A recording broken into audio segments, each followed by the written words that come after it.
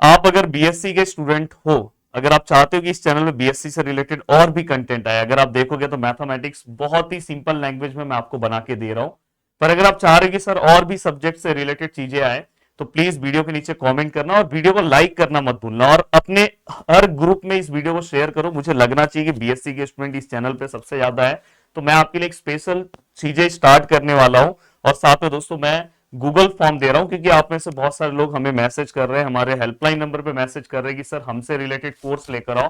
तो मैं आपसे रिलेटेड कोर्स भी लेकर आऊंगा, पर उसके लिए आपको क्या करना होगा, गूगल फॉर्म जो मैं दे रहा हूं वो आपको फिलअप करना होगा। बहुत अच्छे से आपकी बीएससी की जर्नी बहुत ईजी हो जाएगी। अब देखो दोस्तों, अभी अभी आप 12th करके बीएससी में जा रहे हो, तो सबसे ज्यादा जो फोकस पॉइंट है, आपको क्या ध्यान में रखना है कि जिससे आप आगे जाओ, तो आपके हाथ में कुछ जॉब भी आपको मिले। कि आप बीएससी से, बहुत बार देखा जाता है कि मार्केट में बोला जाता है कि बीएससी अगर आप करके रखोगे तो जॉब नहीं करना, जॉब नहीं मिलेगा, आपकी आगे जाके आपको एमएससी भी कंप्लीट करना चाहिए। बट मैं आपको एक सजेशन देना चाहता हूं कि अगर आज भी आप देखोगे, तो जो स्टूडेंट इंजीनियरिंग करते हैं उससे जल्दी जॉब जो है बीएससी के स्टूडेंट को मिलता है। तो रीजन क्या है, बस आपके अंदर कुछ टैलेंट होना चाहिए। वही चीज मैं यहाँ पे वीडियोस के अंदर बताने जा रहा हूँ, प्लीज अच्छे से आपको देखना है। देखो, सबसे ज्यादा इंपॉर्टेंट आपका एकेडमिक है। एकेडमी में जो चीजें आप पढ़ोगे, जो आपका बेसिक है, उसको आप स्टार्टिंग से ही फोकस वाइज रखो कि मैं अपने बेस को, भले आप 12th की बहुत सारी चीजें भूल गए हो, नहीं हो पा रहा है, पर यहाँ पे आपको अपनी चीजों को बहुत अच्छे से, बहुत स्ट्रांग तरीके से कंप्लीट करना होगा। वीडियो के नीचे कमेंट करके मुझे ये भी बताओ कि आप कौन से कॉलेज से हो, कौन से यूनिवर्सिटी से हो। प्लीज वीडियो के नीचे कमेंट चलना चाहिए, ये हर स्टूडेंट तक ये वीडियो जाना चाहिए दोस्तों। तो अगर आपका फोकस रहेगा, तो अब सर इसके लिए मुझे क्या करना चाहिए, तो देखो इसके लिए ना मैंने एक आपके लिए मैनेजमेंट, एक हेल्थ और टाइम मैनेजमेंट का एक रूटीन बनाया है दोस्तों, तो जो आपको फॉलो करना चाहिए। दोस्तों देखो, अपने दिन भर के रूटीन में आपको क्या करना चाहिए, देखो यहाँ पे, देखो इसको ना मैं 30 और 30 पे लेके जा रहा हूँ। 30 पे इसलिए लेके जा रहा हूँ कि इसमें ना आपको 30% है, और 30% आपका सेल्फ स्टडी होना चाहिए दोस्तों, और 30% तो आपका कॉलेज स्टडी होता है, मतलब आप रेगुलर कॉलेज जो जाते हैं उसके ऊपर। अब देखो दोस्तों, ये 20% ना आपको अपने हेल्थ के ऊपर ध्यान देना चाहिए। और दोस्तों 20% पार्ट मैंने क्या बोला है कि आप जो चीज आपको इंजॉयमेंट, जो भी आपको अच्छा लगे उसके अकॉर्डिंग आपको फोकस करना चाहिए। तो देखो 30% आपका सेल्फ स्टडी वाला पार्ट होना चाहिए। दिन भर का ऐसा एक प्लानिंग आप बनाओ कि कम से कम 2 घंटे तो आपको पढ़ना चाहिए। दिन भर में आप मुझे कमेंट करके बोलो कि आप में से 2 घंटे पढ़ रहे कि नहीं पढ़ रहे। अगर रोज 2-2 घंटा भी पढ़ना चालू कर दोगे ना, आप बहुत अच्छे परसेंट तक पहुंच जाओगे।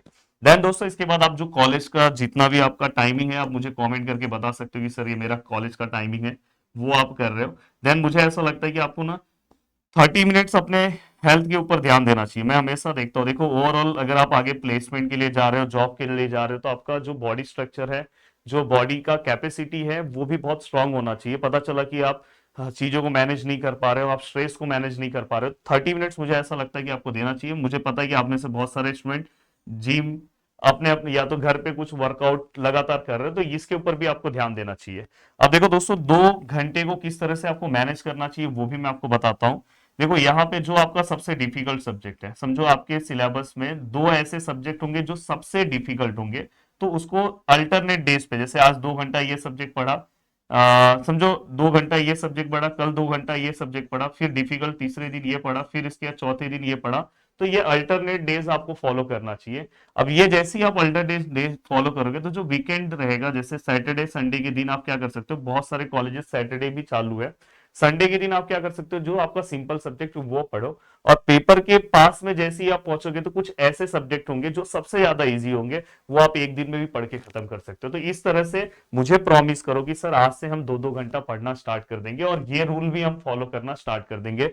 साथ में दोस्तों, आपको अपने हेल्थ के ऊपर बहुत ध्यान देना है। मैं बार बार बोलता हूं, हेल्थ अगर आपका अच्छा है, तो वेल्थ तो आपको आराम से मिलेगा दोस्तों। अब ये होने के बाद दोस्तों, आपको क्या करना चाहिए, देखो सबसे ज्यादा इंपॉर्टेंट आज के डेट में है कि आपको अपने स्किल्स के ऊपर काम करना चाहिए। आपको अपने सेकेंड ईयर के स्टूडेंट से मिलना चाहिए, थर्ड ईयर के स्टूडेंट से मिलना चाहिए, देखना चाहिए कि थर्ड ईयर के स्टूडेंट में जो है उसमें क्या क्या क्राइटेरिया है प्लेसमेंट के लिए, कौन कौन से कंपनी में क्या क्या क्राइटेरिया है, उसके अकॉर्डिंग आपको अपने स्किल्स पे अभी से ही ध्यान देना चाहिए। और साथ में दोस्तों, मैं बार बार बोलूंगा कि एकेडमी को साइड में मत रखना। बहुत सारे स्टूडेंट को मैंने ऑब्जर्व किया है, बस वो स्किल के ऊपर ही फोकस करते हैं और एकेडमी पे फोकस नहीं करते। आपको स्किल के साथ एकेडमी भी टॉप पे रखना है, क्योंकि देखो कहीं पे भी आप जाओगे तो कुछ क्राइटेरिया होता है कि इतना तो चाहिए, तो ही आप इंटरव्यू में बैठते हो। तो ये भी आपको स्टार्टिंग से ध्यान रखना है।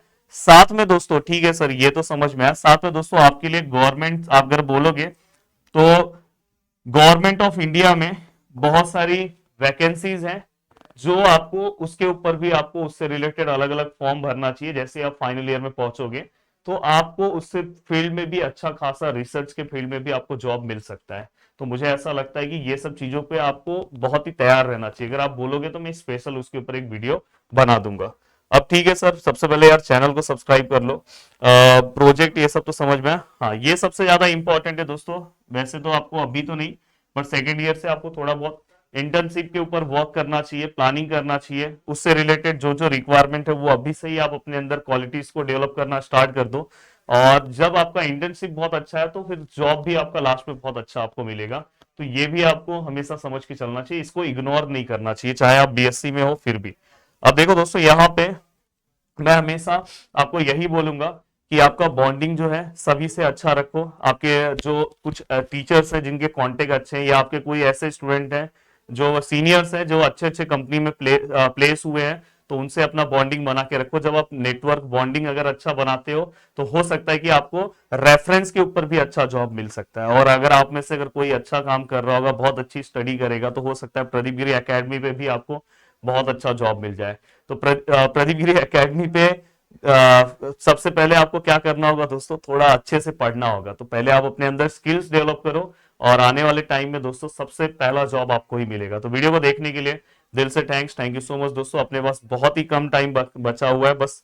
अब पेपर कितने तारीख को है आप मुझे नीचे कमेंट करके बता दो, तो एक आपका स्पेशली एक रोड मैप बना दूंगा सब्जेक्ट से रिलेटेड। कौन सा और सब्जेक्ट आपको चाहिए वो आप बता दो, तो मैं स्पेशल आपको बना के बता दूंगा। जय हिंद दोस्तों।